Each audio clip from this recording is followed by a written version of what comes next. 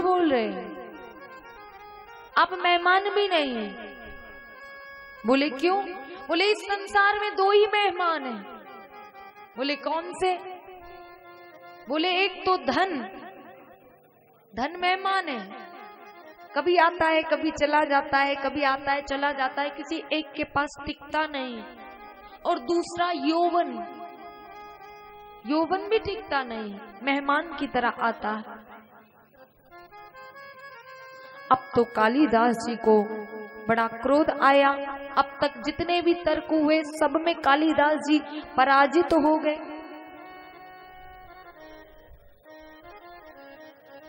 तो फिर पूछा कि अच्छा, कालिदास जी ने कहा कि मुझे बहुत प्यास लगी है। तो उस बूढ़ी मैया ने कहा कि बताइए आप कौन है, सत्य सत्य बताइए कि आखिर आप हैं कौन। कालिदास जी सोचने लगे क्या बताएं। कालिदास जी ने कहा मैं बहुत सहनशील हूं।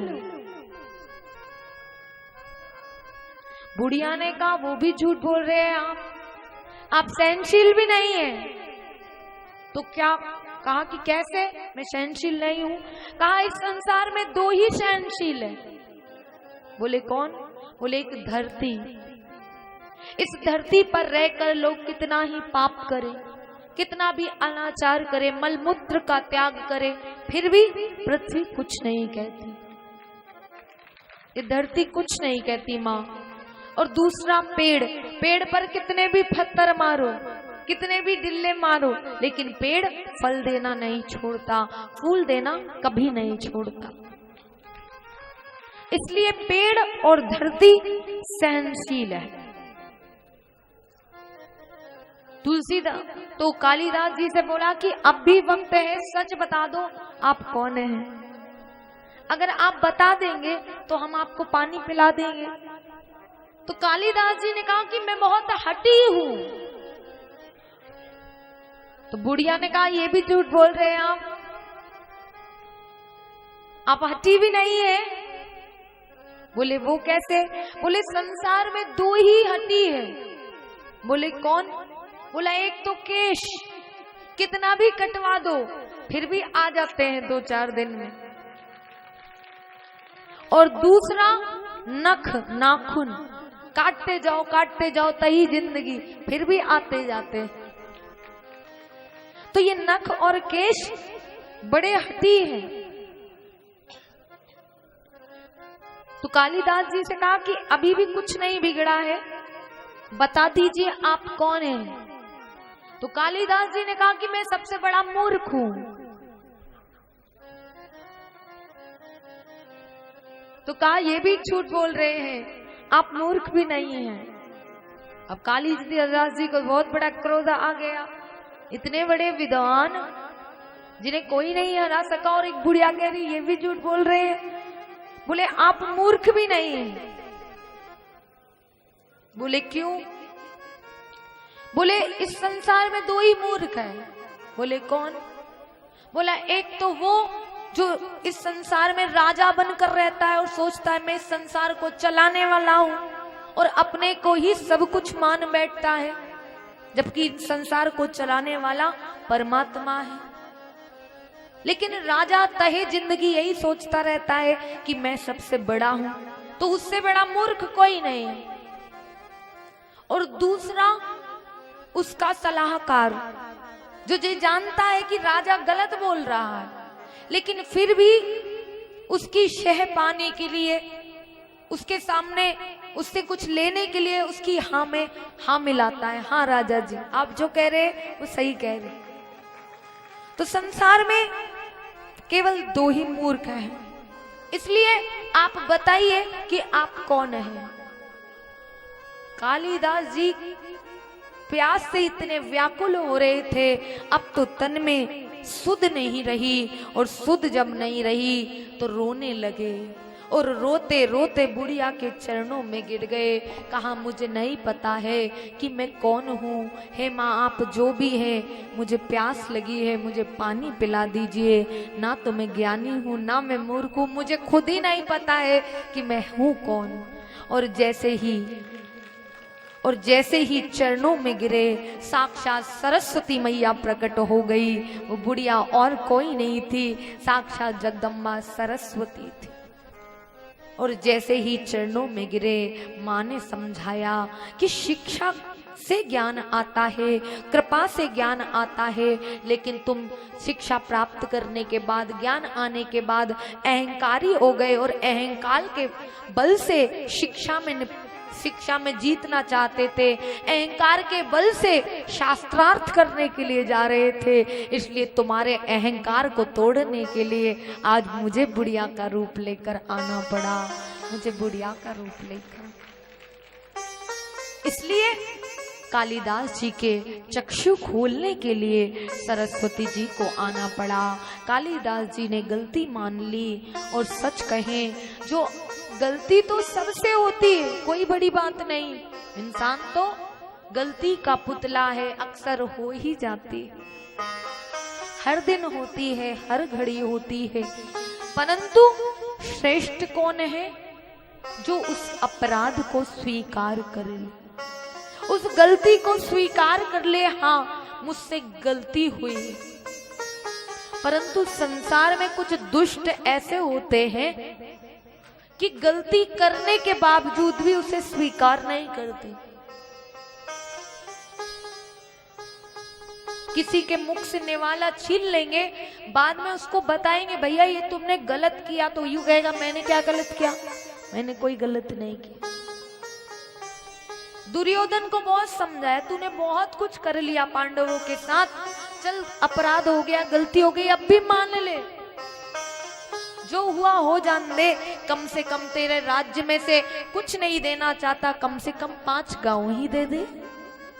भगवान कृष्ण खुद दूत बनकर गए समझाने, परंतु विनाश काले विपरीत बुद्धि, जब व्यक्ति का विनाश आता है तो बुद्धि विपरीत हो जाती है। दुर्योधन ने जीते जी कभी नहीं माना कि मैंने कुछ गलत किया। धृतराष्ट्र अपने पुत्रों की सारी गतिविधियों को देखते रहे, लेकिन कभी नहीं कहा। कंस ने कभी अपनी गलती नहीं मानी, क्योंकि दुष्ट जो होता है वो स्वभाव से इतना दुष्ट होता है कि गलती करने के बावजूद भी मानता नहीं। और याद करो, जो गलती कर कर अपराध मान लेता है, भगवान एक बार उसे क्षमा कर देते। कितनी भी बड़ी गलती हो जाए, लेकिन ठाकुर जी के चरणों में जाकर कह दो, संत चरणों में जाकर कह दो कि हे प्रभु, जाने अनजाने में हमसे गलती हो गई है, हमसे अपराध हो गया है, तो भगवान उसको क्षमा कर देते हैं। परंतु दुष्टता करने के बावजूद भी जो अपनी गलती नहीं मानता, तो भगवान उसको ऐसा ऐसा ऐसा ऐसा फल देते हैं कि कहा भी नहीं जा सकता। यही लोग तो क्या, परलोक भी बिगड़ जाते हैं, परलोक भी बिगड़ जाते हैं। इसलिए जीवन में अच्छा नहीं कर सकते, कोई बात नहीं, परंतु जीवन में कभी किसी का दिल मत दुखाओ, कभी किसी का बुरा मत करो। भला किसी का कर न सको तो बुरा किसी का मत करना, भला किसी का कर न सको तो बुरा किसी का मत करना। पुष्प नहीं बन सकते तो तुम कांटे बनकर मत रहना। किसी की मदद नहीं कर सकते तो किसी की गरीबी का मजाक उड़ाने का तुम्हें कोई अधिकार नहीं। तुम किसी की मदद नहीं कर सकते, कोई बात नहीं, लेकिन झूठा वादा मत करो कि तुम्हारा वक्त आएगा जब हम तुम्हारी मदद करें, और जब उसका वक्त आए तो दोनों हाथ ऊपर कर दो, भैया हम तो ऐसा नहीं करें। इसलिए इस संसार में बड़े बहरूपीय लोग रहते हैं। इस संसार में रहो, लेकिन बहुत संभल संभल कर रहो। दिखने में हर व्यक्ति बड़ा अच्छा लगेगा। किसी व्यक्ति के आप पास जाओ, वो एक गिलास लस्सी आपको पिला दे, गले में एक जोरदार माला पहना दे, हाथ में 1000 रुपए का नोट रख दे, आप बोलोगे वाह कितने अच्छे हैं। और वही व्यक्ति आप उसके घर पर जाओ, वो आपसे पानी का भी नहीं पूछे, आप कहो कितना बुरा व्यक्ति है। तो कभी इन चीजों से लोगों को टटोला नहीं जा सकता। प्रभु की कृपा से ही, जिसके ऊपर ठाकुर जी की कृपा होती है, जिसके ऊपर ठाकुर जी का अनुग्रह होता है, वही संसार की सत्यता को जान सकता है। इसलिए क्या मिलिया ऐसे लोगों से,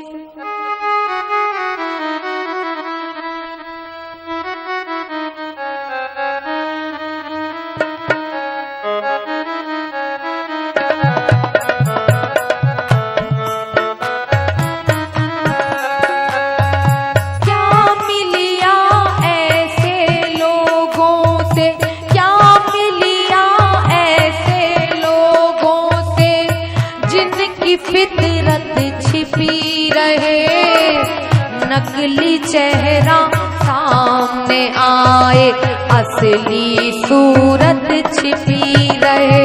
हाँ, नकली चेहरा सामने आए, असली सूरत छिपी रहे। क्या मिलिया ऐसे लोगों से, क्या मिलिया ऐसे लोगों से, जिनकी फितरत छिपी रहे। नकली चेहरा सामने आए, असली सूरत छिपी रहे। ओ, नकली चेहरा सामने आए, असली सूरत छिपी रहे। अरे क्या मिलिया ऐसे लोगों से, क्या मिलिया ऐसे लोगों से, जिनकी फितरत छिपी रहे। नकली चेहरा सामने आए, असली सूरत छिपी रहे। हाँ, नकली चेहरा सामने आए, असली सूरत छिपी रहे। इसलिए इस संसार में तो रहो, परंतु इस संसार में विश्वास करो, परंतु अंधविश्वास नहीं करो। अंधविश्वास करोगे तो मारे जाओगे, डूबे जाओगे। सुर नर मुनि सब की यह रीति, स्वार्थ लागी करही सब प्रीति। स्वार्थ लागी करही सब प्रीति। सुर नर मुनि सब की यह रीति, स्वार्थ लागी करही सब प्रीति। स्वार्थ लागी करही सब प्रीति। जब सुर नहीं छोड़े, नर नहीं छोड़े, यहाँ तक कि मुनि तक को नहीं छोड़ा, फिर आप और हम कहाँ पर रह रहे हैं, किस पर विश्वास कर रहे हैं? सुर मतलब देवता, जिन देवताओं की आप और हम पूजा करते हैं, उन देवों को भी कह दिया ये भी स्वार्थी होंगे। नर, नर में आप हम सब आ गए, स्त्री हो पुरुष हो, जल में रहने वाला, थल में रहने वाला, कोई भी जीव हो, सब आ गया नर में। सुर नर मुनि, मुनि तक की स्थिति को कह दिया कि ये भी स्वार्थी होगा। फिर आप और हम किस पर भरोसा कर रहे हैं, किसके वादे को सही मान रहे हैं कि नहीं इसने हमसे वादा किया है, ये हमारा साथ दे। अरे जो पति पत्नी 7 फेरे लगाते हैं और 7 फेरे लगाकर कहते हैं जन्म जन्म का तेरा मेरा साथ है, एक ही जन्म में वो साथ नहीं दे पाता, ऊपर चला जाता है। फिर ये जो सारे वादे हैं ये सारे झूठे हैं, सारे निरपराध हैं, सारे झूठे हैं। कोई सच वादा नहीं करता इस संसार में, सब एक दूसरे से स्वार्थ में बंधे हुए हैं। कुछ देंगे भी तो उसके पीछे उसकी एक सोच होगी कि मैं इसको ये दे दूं, इसके बदले में उससे वक्त आने पर वो लूंगा। सोच होगी, आप माने चाहे न माने। एक माँ अपने बच्चे का पालन जो करती है, जिसे अपने गर्भ से जन्म देती है, तो वो भी पालन करते समय सोचती है कि ये बच्चा बड़े होने पर मेरी सेवा करेगा, ये बच्चा जब बड़ा हो जाएगा तो मेरी सेवा करेगा। बाप भी सोचता है कमा के देगा।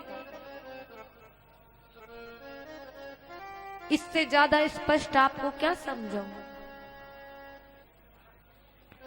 कोई भी हो संसार में, कोई भी रिश्ता हो, जब तक किसी को कुछ देने के आप काबिल हैं, जब तक ये वादे चल रहे हैं, जिस दिन किसी लायक नहीं होंगे उस दिन सारे वादे बेबुनियाद हो जाएंगे, झूठे हो जाएंगे। एक कवि ने कितना सुंदर लिखा है,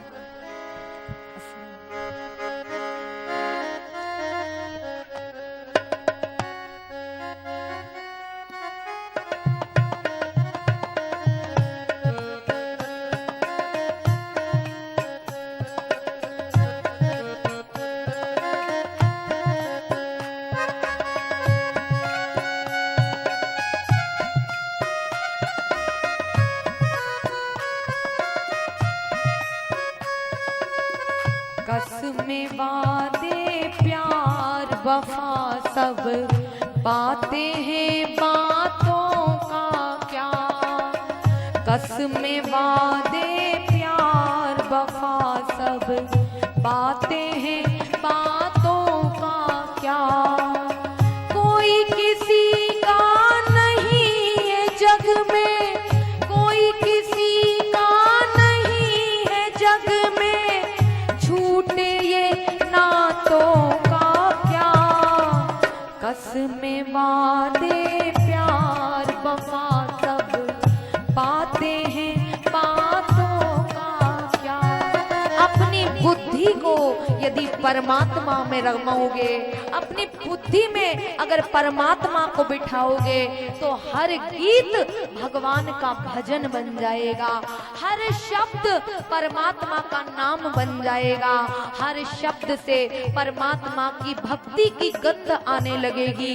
और अपनी बुद्धि को अगर संसार की अष्टधा प्रगति में ही लगाए रखोगे, जो दिखा वही सत्य, ये इस पंच तत्वों में ही खोए रहोगे, तो परमात्मा की उस लीला को समझ नहीं पाओगे। इसलिए अपनी बुद्धि को श्रीमद् भागवत महापुराण में स्थिर करो।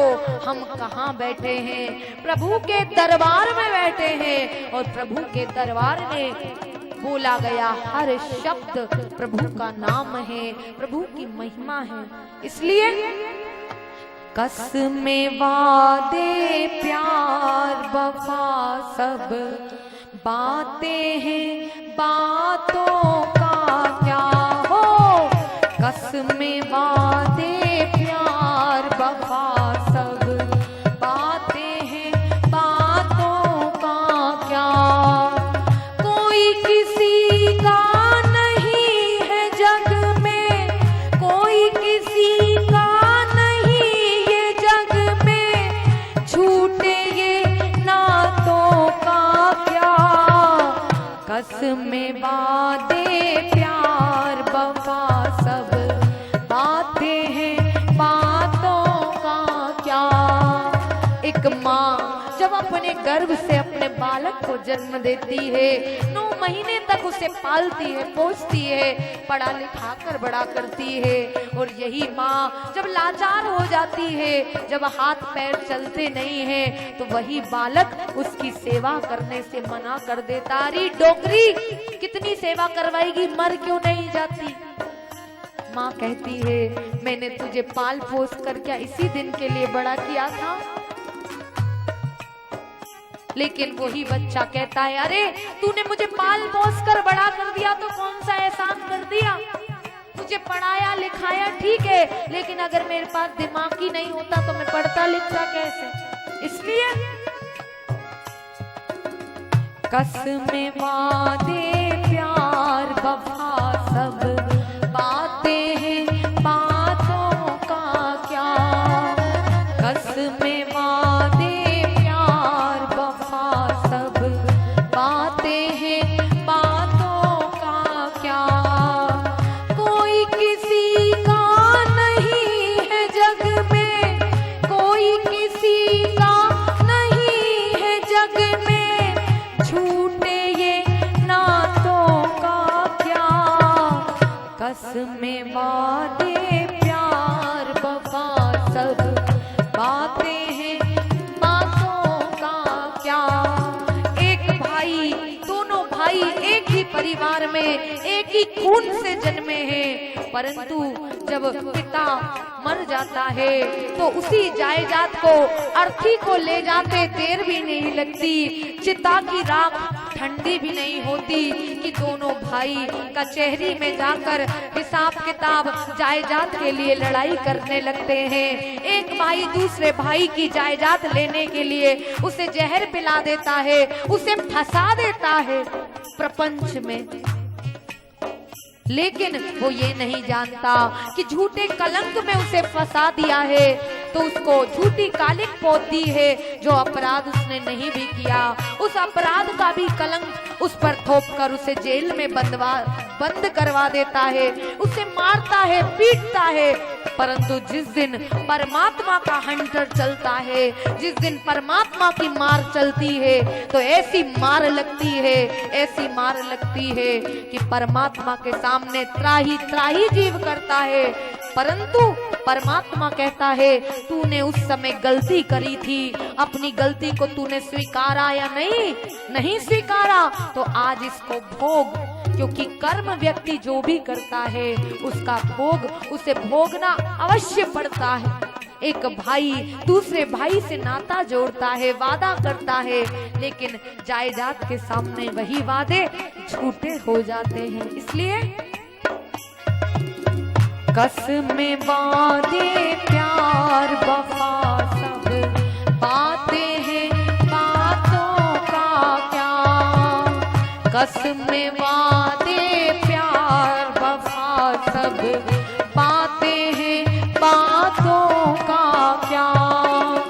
कोई किसी का नहीं है जग में, कोई किसी का नहीं है जग में, छूटे ये नातों का क्या। कसमें वादे प्यार वफा सब बातें हैं, बातों का क्या। एक माँ अपने चार गरीबी में बर्तन मांज कर, कपड़े धो धो कर भी अपने 4-4, 6-6 बच्चों का पालन कर लेती है। लेकिन वही माँ, वही पिता जब वृद्ध हो जाता है तो उन 4-4 बालकों से एक माँ पाली नहीं जाती और वृद्धा आश्रम की ओर उसे सड़क पर छोड़ देते हैं। और वही माँ अपने बुढ़ापे में रोती है, बिलखती है, सोचती है जिनसे वादे पर विश्वास किया, जिससे कस्में खाई थी, वो सारे वादे आज झूठे हो गए। मेरा घर मेरा ना रहा, आज मेरा घर ही बेगाना हो गया। जिस बेटी को पालते हैं, पोसते हैं, बड़ा करते हैं, वही बेटी का जब विवाह हो जाता है, बेटी पराई हो जाती है और उसी घर में जब आती है और धन की आवश्यकता पड़ती है तो वही धन मांगने के लिए माँ बेटी हिचकिचाती है कि आज मैं अपने घर आई हूँ, लेकिन भाभी भैया से कैसे कहूँ कि मेरे घर में खाने के लिए रोटी भी नहीं है। इसलिए जिस घर में मैं पलकर बड़ी हुई, जिस घर में मैं बड़ी हुई, जिस पर मेरा अधिकार था, आज अपने अधिकार के साथ अपने घर पर आई हूँ। जिस घर परिवार में 18 साल तक खेल कूद कर बड़ी हुई, आज वही घर बेगाना हो गया, वही घर पराया हो गया। वही भाई जिसके हाथों पर राखी बांधी थी और कहा था कि भाई तू मेरी रक्षा करेगा, आज वही कस्में, वही वादे झूठे हो गए। कसमें वादे प्यार वफा सब बातें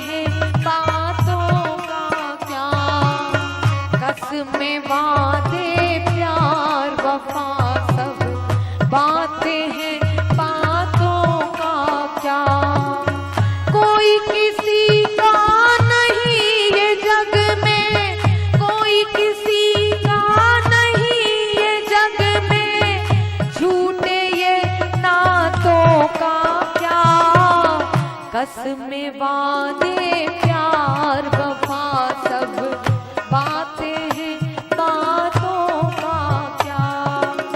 एक गुरु अपने शिष्य को जीवन पर्यंत अपना किया हुआ प्राप्त अनुभव, पूरा ज्ञान, सब कुछ दे देता है, परंतु वही गुरु का जब अंतिम समय आता है तो गद्दी के लिए दो गुरु भाई आपस में लड़ने लगते हैं। इस गद्दी पर मैं बैठूंगा, दूसरा कहता है मैं बैठूंगा। गुरु मरता रह जाता है, अंत समय में उसके मुख पर तुलसी दल भी नहीं डाल पाते और उसी प्रपंच में लग जाते हैं। आखिर ये गद्दी किसे मिलेगी? कितना वादा करते हैं गुरुदेव, तुम्हारा और मेरा जन्मों जन्मांतर का साथ है, परंतु अंत समय में तुलसी की कुछ बूंदे, तुलसी पत्र भी उसके मुख में नहीं रख पाते। ये वादे झूठे हैं, दिखावा है, ढोंग है। इसलिए इस संसार में हमारा कोई अपना हो सकता है तो वो केवल और केवल परमात्मा हो सकता है। इसलिए अब भी कुछ नहीं बिगड़ा, अब भी कुछ नहीं बीता। जितनी उम्र निकल चुकी है, जो गलतियां हो चुकी हैं, उसे भूल जाओ, लेकिन जितना जीवन बचा है कम से कम उतना जीवन अब भक्ति में लगा दो। इस महाकुंभ में आए हो तो भगवान से संकल्प ले लो कि परमात्मा जब तक ये जीवन रहेगा हम तुम्हारे रहेंगे और तुम हमारे रहोगे।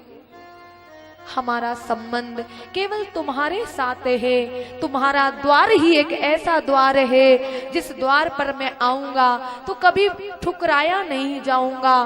तुम्हारा द्वार ही, तुम्हारा घर ही मेरा असली ठिकाना है। कई ठिकाने मिल जाएंगे लेकिन वहां से निकाल दिए जाएंगे, फंसवा दिए जाएंगे, लेकिन परमात्मा का घर ही एक ऐसा है जो हमारा परमानेंट एड्रेस हो सकता है। हम गर्व से कह सकते हैं हाँ हम ठाकुर जी के हैं और ठाकुर जी हमारे हैं।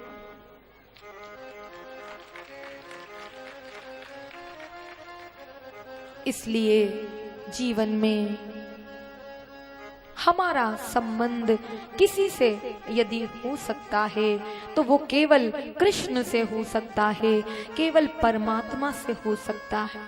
इसलिए आइए आप और हम बड़े प्रेम से प्रभु से प्रार्थना करें कि प्रभु जन्म जन्मांतर का आपका और हमारा साथ है, आज भी था और कल भी रहेगा और पहले भी था। इसलिए प्रभु कुछ समय बाद हम तुम्हारे ही पास आने वाले हैं। इसलिए प्रभु से प्रार्थना करेंगे